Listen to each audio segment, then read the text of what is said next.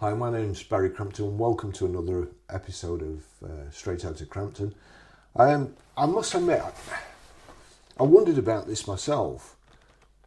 Donald Trump in favour of, buying what you want, whether it be a nice car or an EV, that's fair enough. And Elon Musk partnering with him, I couldn't quite see how this partnership was going to work. And I couldn't quite see how Tesla were going to come off best.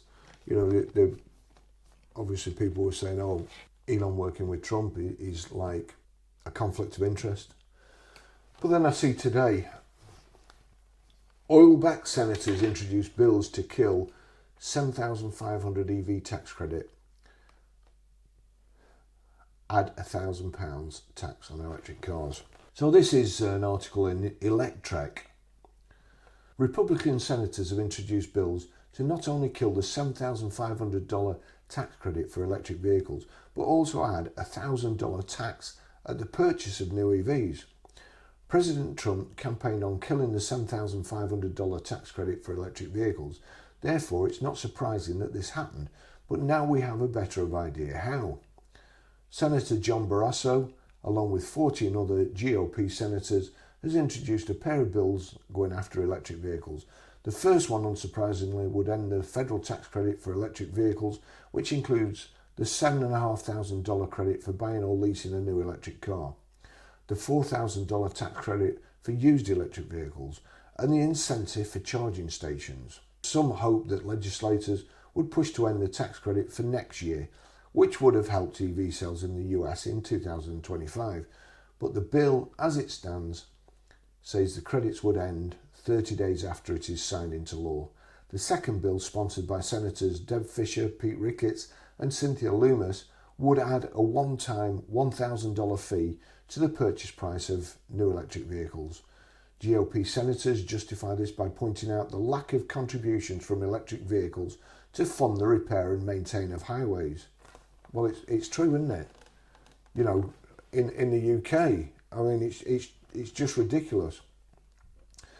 What do electric vehicle owners think's going to happen when they want fair charger campaigning for 5% VAT? You can charge at home and you save money. Okay, I can't fill my petrol car up at home and save money, and I also pay 53 pence per litre fuel tax, which goes to, well, God knows whatever, which the government take off me and then send abroad to other people, to send rockets to the moon. Who knows?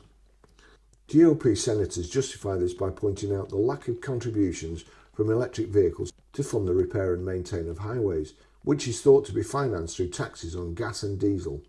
They arrive at $1,000 by calculating roughly the average contribution of a gas-powered car through the gas tax over 10 years. EVs can weigh up to 3 times as much as gas-powered cars, creating more wear and tear on our roads and bridges.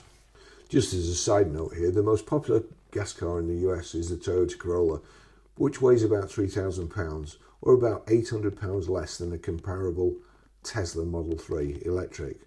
So, that's, like they say, it's nowhere near 3 times heavier. It's worth noting that Fisher took $356,393 from oil and gas industry during the last election cycle. So, if that happens in the US, I would imagine the writing's on the wall for the UK as well. They're pushing for more credits, cheaper electric, contributions from the government to buy them, subsidies for used cars.